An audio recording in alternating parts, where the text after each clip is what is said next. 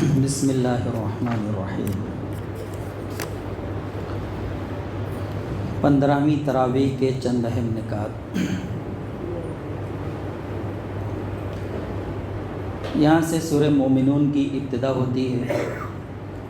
اس کی تفصیل یوں ہے، فرمایا کامیاب ہو گئے وہ اہل ایمان جو اپنی نمازوں میں خشوع اختیار کرتے ہیں، لغویات یعنی فضول اور بے مقصد باتوں اور کاموں سے دور رہتے ہیں، اپنے نفس، اخلاق، زندگی اور مال سب کا تزکیہ کرتے رہتے ہیں، اپنے جسموں کے قابل شرم حصوں کو چھپا کر رکھتے ہیں اور جنسی معاملات میں آزاد اور بے لگام نہیں ہوتے، اپنی امانتوں اور عہد و پیمان کا پاس رکھتے ہیں، اپنی نمازوں کی محافظت کرتے ہیں، یہی لوگ وہ وارث ہیں جو میراث میں فردوس پائیں گے اور اس میں ہمیشہ رہیں گے۔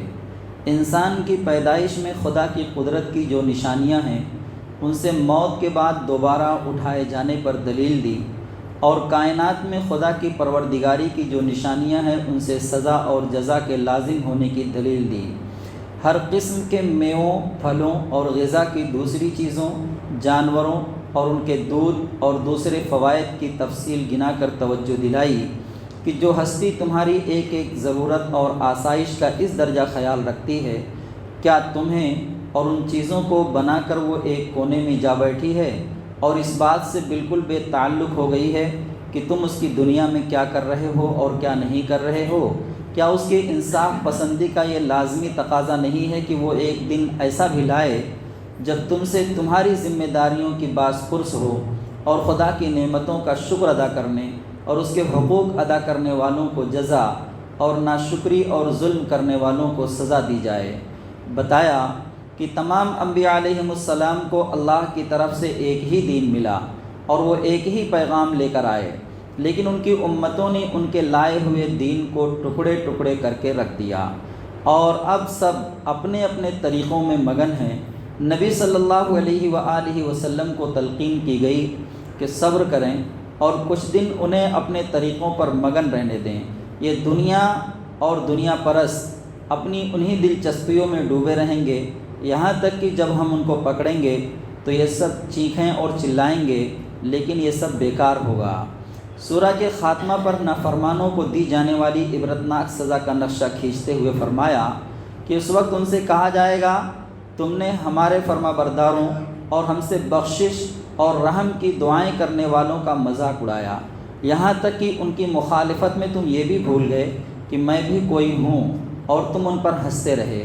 آج ان کے صبر کا پھل میں نے دیا ہے کہ انہیں کامیاب کر دیا۔ پھر اللہ تعالیٰ ان سے پوچھے گا، بتاؤ زمین میں کتنے سال رہے؟ کہیں گے ایک دن یا اس کا کوئی حصہ۔ ارشاد ہوگا، تھوڑی دیر ٹھہرے ہو نا، کاش تم نے یہ بات اسی وقت جان لی ہوتی۔ کیا تم نے یہ سمجھ رکھا تھا کہ ہم نے تمہیں فضول پیدا کیا ہے اور تمہیں ہماری طرف کبھی پلٹنا ہی نہیں ہے؟ آخرت میں جب اللہ تبارک تعالیٰ انسان کو وہاں پر اٹھا کھڑا کریں گے اور کھڑا کر کے جب یہ پوچھا جائے گا کہ کتنے دن دنیا میں رہے، تو انسان کیا جواب دے گا وہاں پر؟ آدھا دن یا ایک دن؟ تو اللہ تبارک تعالیٰ کہیں گے کہ حیرانی ہے تم پر کہ ایک دن اور آدھا دن کے لیے اپنی زندگی کو خراب کر ڈالا، برباد کر ڈالا اللہ کی نافرمانیوں میں مبتلا ہو کر، ایک دن اور آدھا دن کے لیے۔ یعنی آخرت کا جو دن ہوگا اس دنیا کے مقابلے میں انسان کو وہاں کتنا معلوم ہوگا؟ ایک دن کا یا آدھا دن کا۔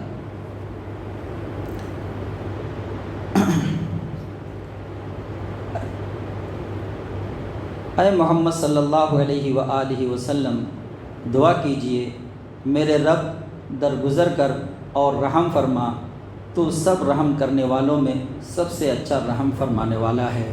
یہ سورہ مومنون کی آخری آیت ہے جس میں اللہ تبارک تعالیٰ نے حضور نبی کریم صلی اللہ علیہ وآلہ وسلم کے ذریعے ہمیں ایک دعا سکھلائی ہے، ہمیں وہ یاد کر لینی چاہیے اور ہمیں اس دعا کو بھی، جیسے اللہ کے رسول سے حکم دیا گیا کہ آپ یہ دعا مانگیں، تو ہمیں بھی وہ دعا مانگتے رہنا چاہیے۔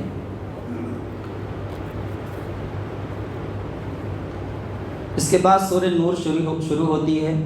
یہ سورہ مدنی ہے۔ اس سے پہلے سورہ مومنون مکی تھی۔ اس میں ایمان کے جو تقاضے، نمازوں میں خشوع و خضوع، لغویات سے پرہیز،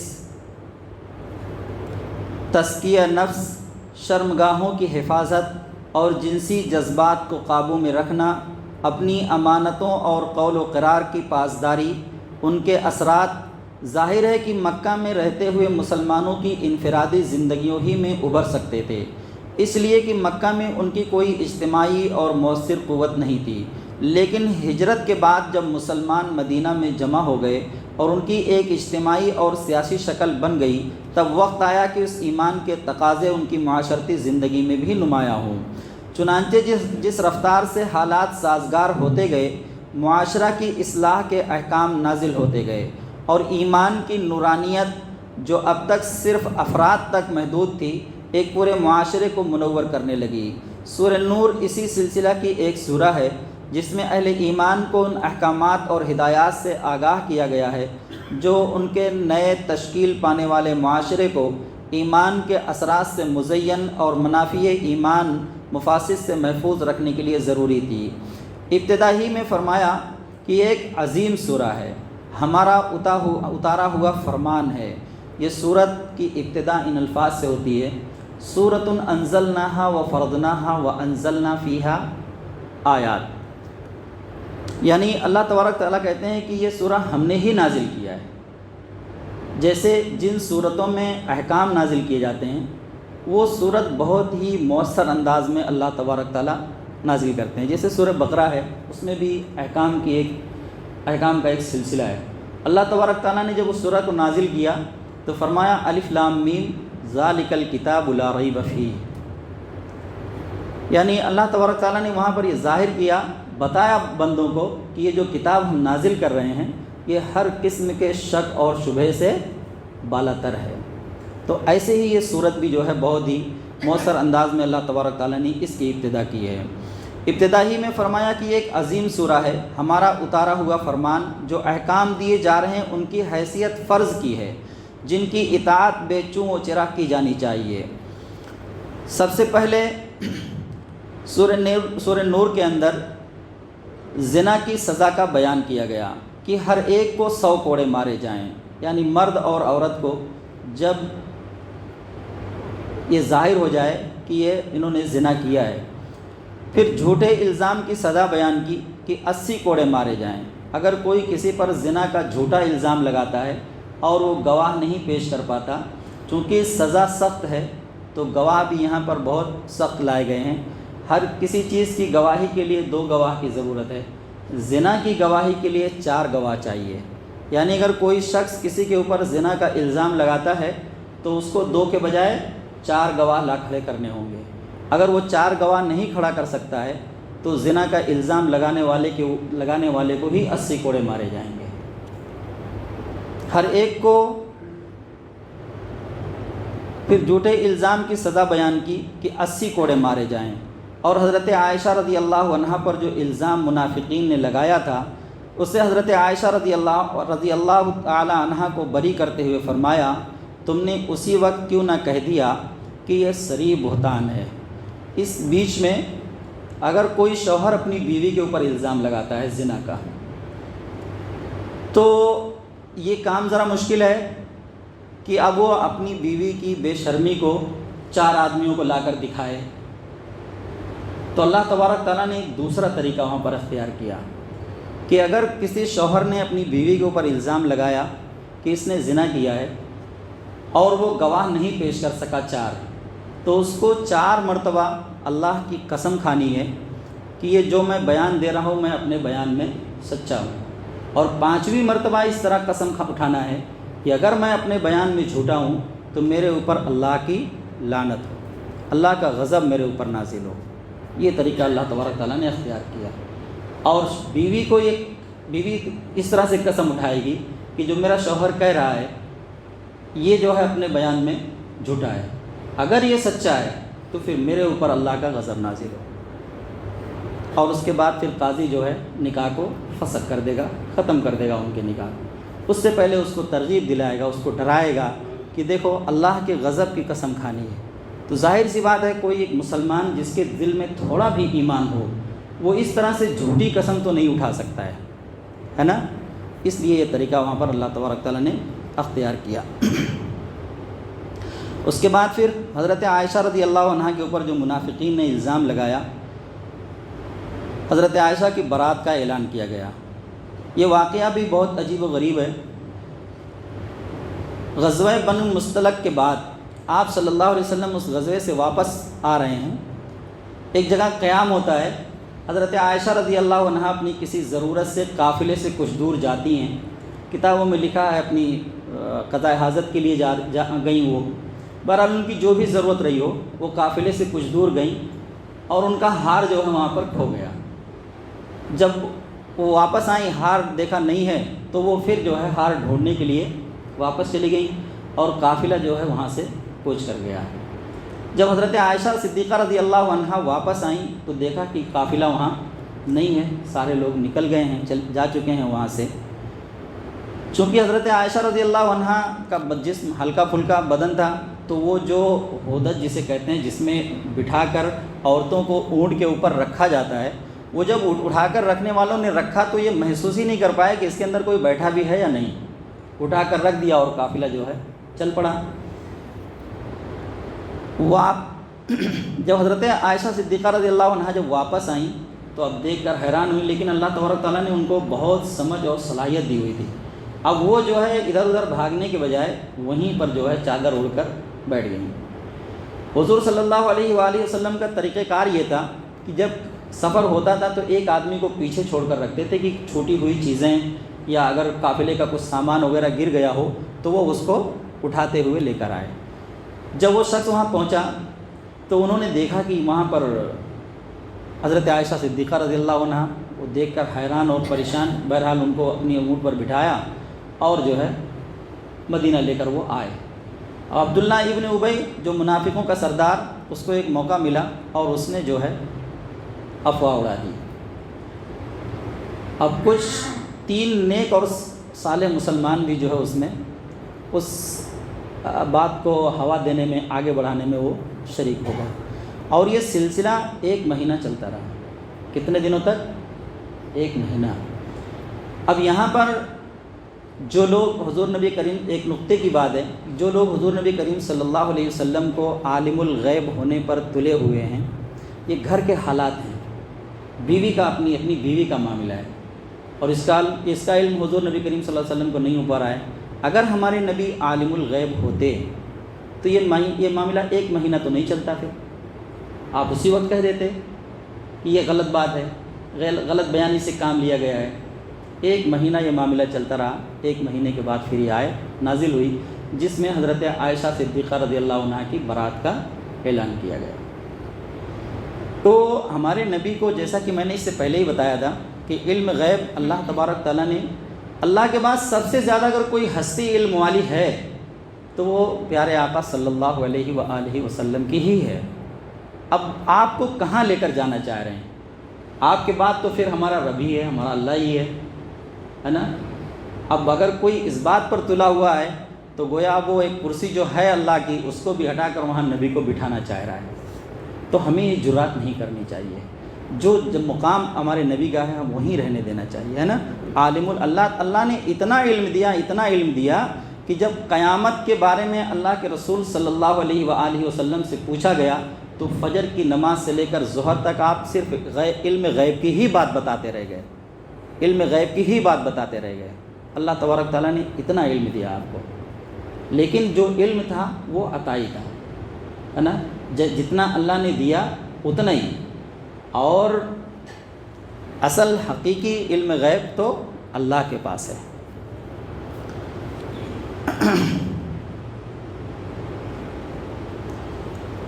معاشرہ کو خرابیوں سے بچانے کے لیے جو احکام دیے گئے ہیں وہ یہ ہیں: مسلمان مرد عورت کا یہ حق ہے کہ دوسرے افراد ان کے بارے میں اچھا گمان رکھیں اور جب تک دلیل سے کسی کا غلط ہونا ثابت نہ ہو جائے سنی سنائی باتوں پر کوئی فیصلہ نہیں کرنا چاہیے.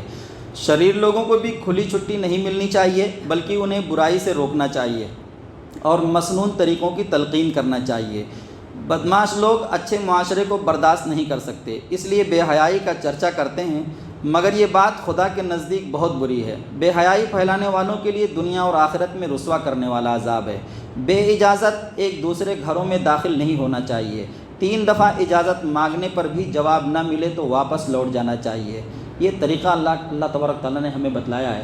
ہم یہاں پر ناراض ہوتے ہیں، اگر ہم کسی کے دروازے پر جائیں، دستک دیں اور دروازہ نہیں کھلتا ہے تو ہم جو ہے ناراض ہو کر، ہمیں اچھا نہیں لگتا ہے کہ یار ہم گئے اور دروازہ بھی نہیں کھلا۔ ابھی اندر اس شخص کی کیا ضرورت ہے، کیوں نہیں کھول رہا ہے، یہ اس کے اوپر چھوڑ دیں۔ اللہ تبارک تعالیٰ نے جو ہمیں حکم دیا ہے وہ ہم کریں۔ 3 مرتبہ ہم دستک دیں، اگر دروازہ کھلتا ہے تو ٹھیک ہے، نہیں کھلے تو ہم واپس لوٹ آئیں۔ بے اجازت ایک دوسرے کے گھروں میں داخل نہیں ہونا چاہیے۔ 3 دفعہ اجازت مانگنے پر بھی جواب نہ ملے تو واپس لوٹ جانا چاہیے۔ عورت اور مرد دونوں کو آمنا سامنا ہونے پر نگاہیں نیچی رکھنے کا حکم دیا گیا، کیونکہ دونوں کے درمیان سب سے پہلا قاصد نگاہ ہوتی ہے۔ دونوں کے لیے الگ الگ حکم دیا اللہ تبارک تعالیٰ نے۔ مرد سے کہا کہ نگاہ نیچی رکھیں، پھر اگلی آیت میں کہا عورتوں سے کہا کہ نگاہ نیچی رکھیں، اور پھر عورتوں کی ایک لمبی تفصیل ہے کہ کس کس کے ساتھ جو ہے وہ سامنے، کس کے سامنے ہو سکتی ہیں اور کس کے سامنے نہیں۔ اس کا ہم انفرادی طور پر مطالعہ کر سکتے ہیں۔ عورت اور مرد دونوں کو آمنا سامنا ہونے پر نگاہیں نیچی رکھنے کا حکم دیا گیا، کیونکہ دونوں کے درمیان سب سے پہلا قاصد نگاہ ہوتی ہے۔ نفسیاتی اشتعال سے بچنے کے لیے باوقار لباس پہننے اور دوپٹہ اوڑھنے کو ضروری قرار دیا گیا، جس سے سر اور گریبان کو ڈھانکا جائے، یہاں تک کہ سینہ بھی چھپ جائے۔ بیوہ عورتوں اور لونڈی غلاموں تک کا نکاح کرنے کی تاکید کی، اور کہا کہ جب کوئی نکاح کی عمر کو پہنچ جائے تو لازماً نکاح کا بندوبست ہونا چاہیے۔ یہاں پر اللہ تبارک تعالیٰ نے خاص طور سے ایک بات کی تاکید کی ہے کہ اگر وسعت نہیں ہے، جیسے ہم جو ہے جب عمریں ہوتی رہتی ہیں بچیوں کی بھی اور لڑکوں کی بھی، اور ہم جواز یہ پیش کرتے ہیں کہ ابھی بچہ سیٹ نہیں ہے، ابھی کماتا نہیں ہے، ابھی کیسے شادی کر دیں، تو اللہ تبارک تعالیٰ نے یہاں پر ایک جملہ لایا ہے کہ اگر وسعت نہیں ہے تو اللہ تبارک تعالیٰ فراخی پیدا کر دے گا، وسعت پیدا کر دے گا، لیکن اگر ان کی عمر ہو گئی ہے نکاح کی تو نکاح کر دیا جائے۔ نکاح کی تاخیر میں پھر برائیاں جنم لیں گی، جس سے اس صورت کے اندر روکا جا رہا ہے۔ کائنات کی نشانیوں پر غور کرنے کی دعوت دی کہ اس کائنات میں تمام اختیارات اور تصرفات کا مالک اللہ وحدہ لا شریک ہے، ہر چیز اسی کی حمد اور تسبیح کرتی ہے، اس لیے انسانوں کا بھی فرض ہے کہ اس پر ایمان لائیں، اس کی عبادت اور اطاعت میں کسی کو شریک کر کے اس کے غضب کے مستحق نہ بنیں۔ یہاں اشارہ ہے اس بات کی طرف کہ اللہ کے حکم کے خلاف کسی کی اطاعت نہ کی جائے۔ ہمارے ہاں ایک بیماری یہ پھیلی ہوئی ہے کہ شوہر اگر بے پردگی اور بے حیائی چاہتا ہے تو عورت یہ کہہ کر شوہر ایسا چاہتا ہے وہی روش اختیار کر لیتی ہے، اس کا کوئی جواز نہیں ہے۔ یعنی جب اللہ کا حکم آ گیا کسی بھی امر کے لیے تو پھر اب کسی کا حکم چلنے والا نہیں ہے۔ یہ ایک سیدھی سی بات ذہن نشین کر لینی چاہیے۔ حالانکہ شوہر کا مقام اور مرتبہ بہت بلند ہے، لیکن اس کے باوجود اللہ کے احکام کے آگے کوئی حیثیت نہیں رکھتا وہ مقام۔ منافقین کو تنبیہ کی کہ انہوں نے جو روش اپنائی ہوئی ہے اپنے مفاد کی حد تک خدا اور رسول صلی اللہ علیہ وسلم کا کہنا مانتے ہیں اور مفاد کے خلاف ان کے حکم کو ٹال جاتے ہیں، یہ روش اب نہیں چلے گی۔ ماننا ہے تو پوری یکسوئی سے خدا اور رسول صلی اللہ علیہ وسلم کا حکم مانو، ورنہ خدا کو تمہاری کوئی پرواہ نہیں ہے۔ یہ ہمارے اور آپ کے لیے ہیں یہ باتیں۔ اصل تو منافقین کو خطاب ہے، لیکن اگر ہم بھی یہ روش اختیار کرتے ہیں تو پھر اللہ تبارک تعالیٰ کو ہماری اور آپ کی کوئی ضرورت نہیں ہے، وہ دوسروں کو کھڑا کر لے گا، ہمارے عبادت کرنے سے اس کی خدائی میں یا اس کی عظمت میں کوئی بڑھوتری ہونے والی نہیں ہے، یا ہم اگر اس کی عبادت نہیں کریں گے، اس کی پرستش نہیں کریں گے تو اس کی عظمت اور اس کی بڑائی میں کوئی کمی واقع ہونے والی نہیں ہے، بلکہ ہمیں ضرورت ہے کہ ہم اس کی عبادت کریں۔ رسول اللہ صلی اللہ علیہ وسلم کے سچے ساتھیوں کو نہایت واضح الفاظ میں خوشخبری دی کہ زمین کی خلافت تمہیں ملے گی اور مخالفین اور دین کے دشمن تمہارا اور تمہارے دین کا کچھ نہیں بگاڑ سکیں گے۔ تم نماز کا اہتمام کرو، زکوٰۃ ادا کرتے رہو اور رسول اللہ صلی اللہ علیہ وسلم کی اطاعت پر پوری دل جمعی سے ڈٹے رہو، جلد وقت آنے والا ہے کہ خدا خوف کی حالت کو امن اور اطمینان سے بدل دے گا۔ یہ ہمارے لیے مشعل راہ ہے۔ آج ہم بھی ایک پرخوف زندگی بسر کر رہے ہیں۔ اللہ تبارک تعالیٰ نے 3 چیزوں کی یہاں پر نصیحت کی ہے۔ کیا؟ نماز کا اہتمام کرو، زکوٰۃ ادا کرتے رہو، اور رسول اللہ صلی اللہ علیہ وسلم کی اطاعت کرتے رہو۔ اگر ہم یہ 3 کام کر لیں تو اللہ تبارک تعالیٰ کہتے ہیں کہ پھر جلد وقت آنے والا ہے کہ خدا خوف کی حالت کو امن سے بدل دے گا۔ ایسا نہیں ہے کہ یہ آیت صرف اس دن کے لیے تھی، آج کے دن کے لیے بھی ہے۔ اگر آج کے دن اس کی ضرورت نہ ہوتی تو پھر یہ آیت قرآن کے اندر نہ ہوتی، یہ سمجھ لیجئے۔ بعض معاشرتی احکام سورہ کے آخر میں دیے گئے ہیں۔ آیت نمبر 58 میں کہا گیا کہ گھر کے نوکر چاکر اور نابالغ بچوں کو چاہیے کہ ان 3 اوقات میں اجازت لے کر کمرے میں داخل ہوں۔ کیسا پیارا دین ہے ہمارا، اندازہ لگائیں۔ کب ملنا ہے، کیسے ملنا ہے، بچوں کو کب کمرے میں جانا ہے والدین کے، یہ تک ہمارا رب ہمیں سکھلا رہا ہے، اور ہم ہیں کہ بس لپیٹ کر رکھے ہوئے ہیں۔ پڑھتے بھی ہیں تو سمجھنے کی ہمیں ضرورت ہم محسوس نہیں کرتے۔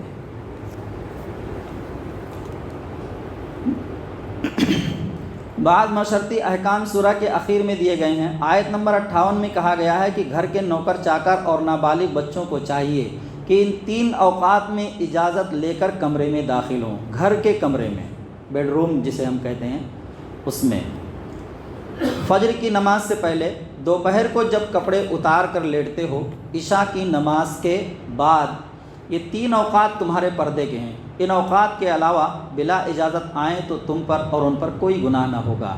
تم ایک دوسرے کے پاس بار بار آتے جاتے ہو۔ اس طرح اللہ تعالیٰ اپنے ارشادات کی توضیح کرتا ہے، وہ بڑا علیم و حکیم ہے۔ پھر بچے جب بڑے ہو جائیں تو چاہیے کہ اسی طرح اجازت لے کر آیا کریں جس طرح ان کے بڑے اجازت لیتے رہے ہیں۔ جو عورتیں ادھیڑ عمر کی ہوں اور انہیں نکاح میں دلچسپی نہ ہو، وہ اگر اپنی چادریں اتار کر رکھ دیں تو ان پر کوئی گناہ نہیں، بشرطے کی زینت کی نمائش کرنے والی نہ ہوں۔ پھر بھی وہ احتیاط کریں اور حیاداری برتیں تو ان کے حق میں اچھا ہے۔ یہ بڑھاپے کا ذکر کیا جا رہا ہے۔ حضرت عبداللہ بن عباس رضی اللہ عنہما فرماتے ہیں کہ جب اللہ تعالیٰ کا یہ حکم آیا کہ ایک دوسرے کا مال ناجائز طریقوں سے نہ کھایا کرو، تو لوگ ایک دوسرے کے یہاں کھانا کھانے میں سخت احتیاط برتنے لگے، حتیٰ کہ قانونی شرطوں کے مطابق صاحب خانہ کی دعوت اور اجازت جب تک نہ ہو کسی عزیز یا دوست کے یہاں بھی کھانا جائز نہیں سمجھتے تھے۔ اس کی تردید میں فرمایا، معذور حضرات، اندھے، لنگڑے، بیمار اور خود تم لوگ اپنے رشتہ داروں کے یہاں کھا سکتے ہو، جیسے باپ، دادا، ماں، نانی، بہنوئی اور بھائیوں کے گھر، اسی طرح چچا، پھوپھی، خالہ، ماموں کے گھر بھی کھانا کھا سکتے ہو بغیر اجازت کے۔ کوئی اجازت لینے کی ضرورت نہیں ہے۔ معذور، اندھا، لنگڑا، بیمار، اس کا بھی حق ہے کہ یہ اب کسی کے گھر میں تو وہ گھس نہیں جائے گا، لیکن اگر وہ آپ سے سوال کرتا ہے تو آپ کا فرض بنتا ہے کہ آپ اس کی ضرورت، اس کی بھوک مٹائیں، اس کو کھانا دیں۔ اس کی تردید میں فرمایا، اس میں بھی کوئی حرج نہیں کہ سب مل کر کھاؤ یا الگ الگ کھاؤ، البتہ جب گھر میں داخل ہوا کرو تو اپنوں کو سلام کر لیا کرو، یہ دعائے خیر ہے جو اللہ کی طرف سے مقرر کردہ بڑی بابرکت اور پاکیزہ چیز ہے۔ اللہ کے رسول صلی اللہ علیہ وآلہ وسلم نے رزق کی برکت کے لیے یہ فرمایا کہ جب اپنے گھر میں داخل ہوں تو سلام کر لیا کریں، گھر میں چاہے کوئی ہو یا نہ ہو۔ اللہ تعالیٰ اسی طرح تمہارے سامنے آیات بیان کرتا ہے، توقع ہے کہ سوجھ بوجھ سے کام لوگے۔ اس آیت سے یہ بات بھی سمجھ میں آتی ہے کہ معذور حضرات کا حق ہے کہ مسلم معاشرے کا ہر فرد انہیں کھانا کھلانے پر تیار رہے، نیز وہ خود بھی کسی کے گھر جا کر کھانا مانگ سکتے ہیں، کھا سکتے ہیں، صاحب کھانا کو انکار نہیں کرنا چاہیے۔ دوسری بات یہ کہ اعزاء و اقارب کے گھر کھانا ایسا ہے جیسے اپنے گھر کھانا۔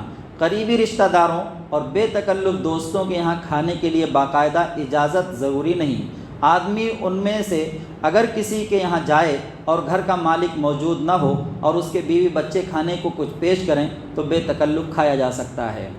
آخری رکوع میں فرمایا کہ جب اجتماعی کام کے موقع پر مسلمان رسول اللہ صلی اللہ علیہ وآلہ وسلم کے ساتھ ہوں یا اپنے امیر کے ساتھ ہوں اور کوئی انفرادی ضرورت پیش آ جائے، بہت ہی اہم مسئلہ یہاں پر بیان کیا جا رہا ہے، کہ اجتماعی کام کے موقع پر مسلمان رسول اللہ صلی اللہ علیہ وسلم کے ساتھ ہوں یا اپنے امیر کے ساتھ ہوں، اور کوئی انفرادی ضرورت پیش آ جائے تو مسلمانوں کو چاہیے کہ رسول اللہ صلی اللہ علیہ وآلہ وسلم سے یا امیر سے اجازت لے کر جائیں۔ پھر امیر کو اختیار ہے کہ اجازت مانگنے والے کی ضرورت کے مطابق چاہے اجازت دے یا انکار کر دے۔ امیر کو اتنا اختیار اللہ تبارک تعالیٰ نے دیا ہے کہ جانے والا اگر اجازت مانگ رہا ہے تو یہ امیر کو اختیار ہے کہ وہ اجازت دے یا نہ دے۔ اب امیر یہ دیکھے کہ یہ جس ضرورت کے لیے مجھ سے اجازت لے رہا ہے، اجتماعی ضرورت پر اس کی انفرادی ضرورت کیا اہمیت ہے اس کی، جس کام کے لیے اجازت چاہ رہا ہے۔ آگے بات آ رہی ہے،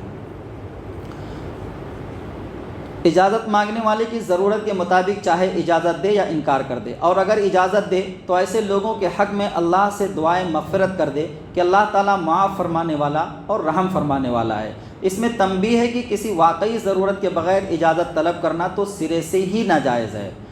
جواز کا پہلو صرف اس صورت میں نکلتا ہے کہ جب کہ جانے کے لیے حقیقی ضرورت لاحق ہو، پھر ضرورت بیان کرنے پر بھی اجازت دینا نہ دینا رسول اللہ صلی اللہ علیہ وآلہ وسلم یا امیر کی مرضی پر موقوف ہے۔ اگر وہ سمجھتا ہے کہ اجتماعی ضرورت اس شخص کی انفرادی ضرورت سے زیادہ اہم ہے تو وہ پورا حق رکھتا ہے کہ اجازت نہ دے، اور اس صورت میں ایک مومن کو اس سے کوئی شکایت نہ ہونی چاہیے۔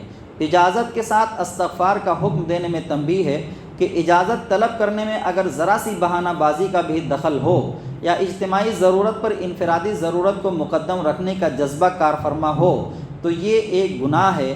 لہذا رسول اللہ صلی اللہ علیہ وآلہ وسلم اور ان کے جانشین کو چاہیے کہ اجازت دینے کے ساتھ یہ بھی کہہ دیں کہ خدا تمہیں معاف فرمائے۔